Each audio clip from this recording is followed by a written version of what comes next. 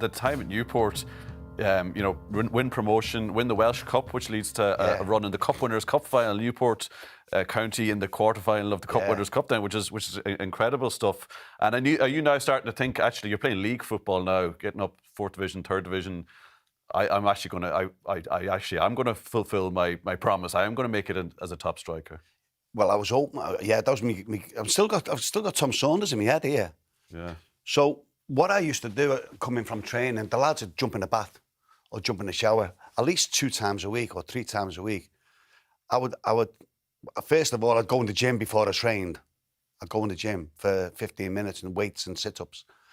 And then afterwards, when the lads were in the showers or the bath, I'd be on the pitch practicing me heading, practicing me touch. I got a great tip from someone to get spikes, running spikes. That the athletes wear, because we had the cinder track going round Somerton Park, and I used to go on there doing like 10-yard sprints all the time and make myself better, work hard at your game, because this is your one chance. And then they offered me a new contract, obviously. That's £78, which he had me by by the proverbials at the time. It was my time to get a decent contract, so I think I went up to about £125 a week or something like that, plus a bit of bonuses. I did ask for the goal scoring bonus, and he called me a greedy bugger. I'm not having that. So that's when the hard work started to kick in a little bit, you know. But I kept on doing that all through me. Even when I was playing manager at Tram, I used to stay behind religiously, heading and, you know, doing. Paid off, yeah. It certainly paid off then, because you had to move to Oxford then. Now, you're still talking 3rd division here, but this is kind of the crucial point here, because it's from Oxford that you go part of their amazing journey. I mean, it's probably the best time of their entire history. Yeah. Get up to the top flight, winning the League Cup, and you're getting rave notices. Playing top flight football in the first division as it was then, and of course eventually getting the attention of Jack Charlton, as we say. So again, you're just the level keeps rising, and you keep seeming to meet it. Tell us about the success at Oxford and how that worked for you. What you said there, Tom, is spot on, because I was very fortunate that I didn't get an apprenticeship, and I'd done it the hard way, and I went like from Sunday League, Saturday League to Northern Premier League to 4th Division. Promotion 3rd Division, promotion 2nd Division, promotion 1st Division. In an ideal world, that's the way you want it, in progression, instead of getting thrown in at the deep end. So I was lucky in that respect. But we had a great manager at Oxford, Jim Smith. We had a lot of time for. His philosophy in football was, well, if they score 3, don't worry, we'll score 4. And that suited you? Oh, yeah. We had Dave Langan, Langy was a great lad. One of the hardest working footballers I have ever seen on the pitch. Up and down, like Trent Alexander, up and down, great deliveries into the box. We had Bobby McDonnell on the other side, the wing. They were like wing backs, 2 big centre-halves who could look after themselves, Briggs and Shotton. So we were a progressive side, and the quality of ball that I got in from the wingers was amazing. And they had a great player I played alongside, Billy Hamilton. Played for Northern Ireland. What a player. What a workhorse. What a grafter. What a goal scorer. Honest to God, out of all the strikers I've been lucky to play up from, I probably enjoyed more playing with Billy because we hit it off. I wasn't the main striker like I was in all the other teams right through my career. For that moment when Billy was there, I used to play off him. And I scored 34 goals, and we got promotion from division. He was the reason why. He was an amazing player. We had a great side. And then that call eventually does come. The one you'd promised, the one you'd said to Joan was going to come. You're 28 when it comes. Tell us about hearing that Liverpool were interested. The morning of a game, I'm rooming with Bobby McDonnell, and the phone rang 10 o'clock in the morning, and he went, the manager. By this time, Jim had gone. It was Morris Setters, who was a lovely man. The manager wants to see you. Straight 10 o'clock. He said, someone's coming for you. I said, don't be daft. It's the day of a game, Bob. So I go in the manager's room, and he says, John, he said, we've had an offer. Mr. Maxwell's accepted an offer, and I've gone straight away. I thought, there was talk about Arsenal and a couple of London clubs, and that didn't, I didn't, with all due respect to them clubs, I didn't want to go to London. I didn't want, it's not me. I thought, And he went, I think you like it. And I've gone, no, boss. I said, it's not Liverpool. He went, it is. And I thought I was still in bed dreaming this. And I thought, do you know what? I just went, wow, blank. Needless to say, it's a mad time to tell me because the match went, I think we got beat 3-0. I was useless. I don't want to get injured here, by the way, you know what I mean? Yeah. It was just, the timing of that was really odd. But I could see in the manager's eyes, he was made up for me. He knew this was my dream. But I wish he'd have waited till after the game, you know. What about when you told your family, like told Joan and like your own family back in Liverpool this? I mean, you must have been the king of Garston for... It's nuts. Yeah, absolutely nuts. The whole of Garston, obviously, because once you come from there, it's like anywhere, they look after their own, don't they? We were like under the bridge in Garston. It was like a little city in itself. So, yeah, word went around Garston, and my dad said in the pubs they were celebrating that night when I told them, you know, which was so... Wow, I did have to pinch myself. And then I had to go and see Mr. Maxwell the following day, and the secretary and the manager in the Pergamon Press. And Mr. Maxwell really liked me. I got on with him really well, you know. And he got me, but he didn't know nothing about football, you know. Yeah, I was going to say, there's a rogue. He didn't know nothing about football. He loved watching us play, and we were his team, but nothing. And I always remember we get in the office, and he said, well, Johnny, you know, we've made an agreement with Liverpool, and you're going to play for your boyhood team, and we're delighted for you. And only that is Liverpool. I wouldn't say to anyone else. I went, thank you very much, Mr. Maxwell. He said, who's the highest paid player at Liverpool? I said, I don't know, Mr. Maxwell. I said, probably Kenny Dalglish, the player manager, or maybe Ian Rush. Okay. So he goes to the phone, and I'm watching him thinking, what's he doing? And he phones Liverpool chairman up, John Smith. Hello, Smith. I'll never forget. Robert Maxwell here.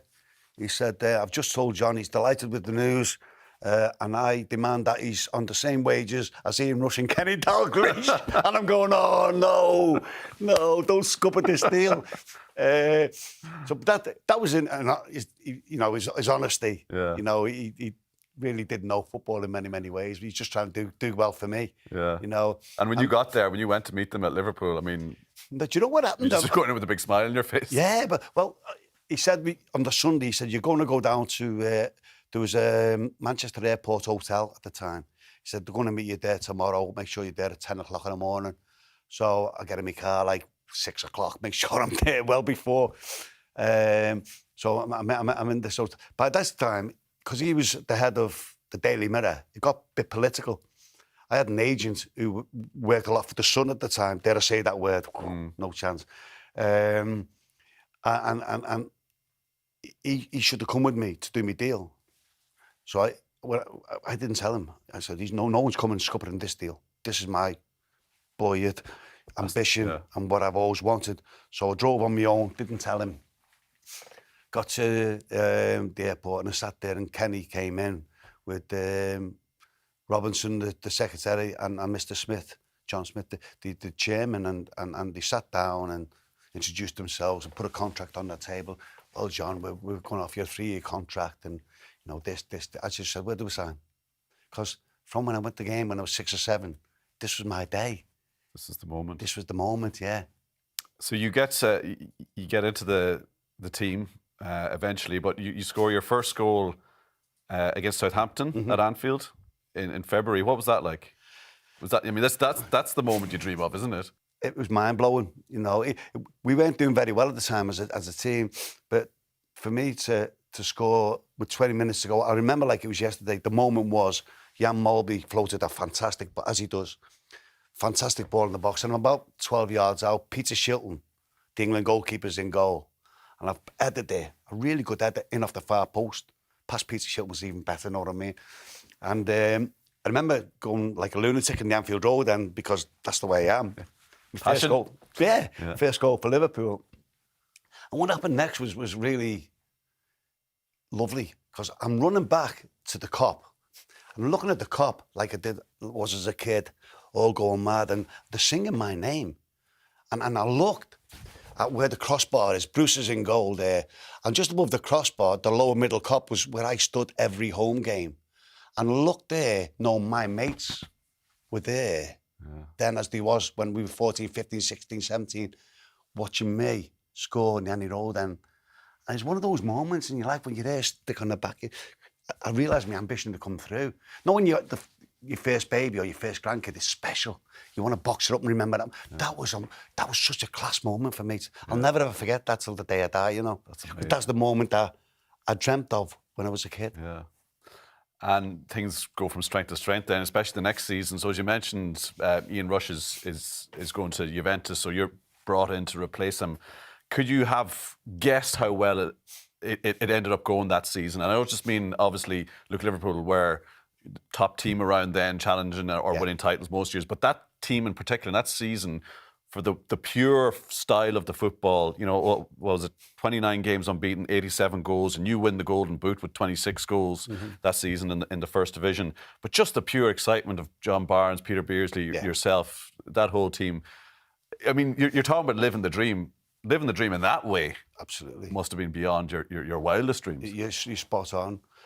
And I knew pre-season we played at Oslo, and something clicked. I thought this is special. This I'm getting the ball as like the hold-up striker with me back towards goal, like Big Billy used to at Oxford. So that was my role. I could get the ball, and I'm looking at this team. I'm looking at Bruce and Lotto, you know.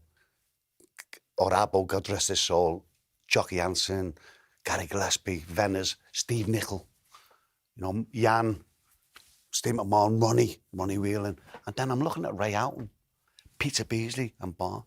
It's like Charlie in the Chocolate Factory. It's just, you can't go wrong. I wasn't a player who got the ball and dribbled and done all these fancy flicks. Get the ball, one touch, two touch, give it to one of them three and get in the box. That was my job, and get on the end of things. And the service them three lads gave me was spot on. Yeah. But the balance was just perfect. We all knew where each other was. It was just, teams just couldn't live with us. And it wasn't a matter without being big-headed or arrogant. It's nice to have a little bit of arrogance, but I hate arrogance in you know, the bad way. But we had that nice little bit of arrogance. We knew we were going to teams thinking, will we win here? No, we were thinking, how many will we win by? Which was the nice little arrogance, you know. And that was the case. Yeah, and to this day, you know, to Liverpool fans you speak to, I know they'd say it if they met you, but it seems to be a team that they remember with particular fondness. You know, games from that season, you see them repeated again, and by any standard. Isn't there a story about Michel Platini was there for French TV? Arsenal game, and actually said, this is as good as anything in the continent. He did. That was against Arsenal, and Arsenal had a really good side at the time, and, you know, we put him to the sword, really. We only won 2-0, it should have been many more. And then Platini seen it and he come out with these statements. But the one big statement was England had a fantastic player called Tom Finney years ago. He's at Preston, amongst others. One of the greatest England players ever. He came to watch us play against Nottingham Forest towards the end of the season when they were second in the league, and we beat them 5-0. He said it's the best performance in his life he's seen from a football team. Better than any Brazil team. Wow, what a statement that was. But it was special that night. The team was absolutely, we were ridiculously good that night. The one sour note in that season, unfortunately, I have to bring up is the cup final. Yeah. Going for the double. You scored 11 penalties that season. Yeah. Unfortunately, that was the day that one was saved. Dave Besant saved the penalty. Does that put a little taint on the season for you? It did. It did. It's funny because I look at one of the stats, goals, best penalty taker, percentage-wise, in Liverpool's history is me. Yeah. But the one I missed was the one that broke everyone's heart. I know. That moment, just because it got the better of me a little bit on a big stage, because my penalties were good, right in the top corner. And I spoke to Dave Besant on many occasions. I got to know Dave well. He's a good lad. He said he'd always made his mind up that I'm going to put it in that top corner there. So he's going to move out and try and block that goal out of the way. I wish he told me that before. And he'd done his own work well. It wasn't a bad penalty because it was more or less in the stanchion, but it was good height. Yeah. On the floor or there, he wouldn't have got it. But he did spread himself out, and I give him credit for that. And one thing this is crazy, because that was my last touch of the game. Kenny substituted me straight afterwards, which that hurt me more, because I wanted to make amends and get another goal, and I was top goal scorer, and Craig Johnson. That was my last touch of 88. Now, roll the dice forward a year, 89 Cup final. My first touch of that game was near enough in the same place, and the ball went past the greatest Neville Southall, one of the greatest keepers in the world, right where the penalty should have gone. Yeah. That's nuts. That's Spooky. absolute nuts, isn't it, when you think about it? You just felt on that day, first day of the occasion, the sense of history. I mean, the cup final back then. Yeah, was... that just got to me. Henceforth, after that, I come up with the shuffle and the shimmy, which a lot of players do now. So I come up with this. If I stamp my foot like that when I come into the ball, the goalie go early, but you've got to, get yourself sorted to stroke it in the other corner, and then, it came a lot easier. Yeah. As you see, and a lot of players do it now. I should have painted it.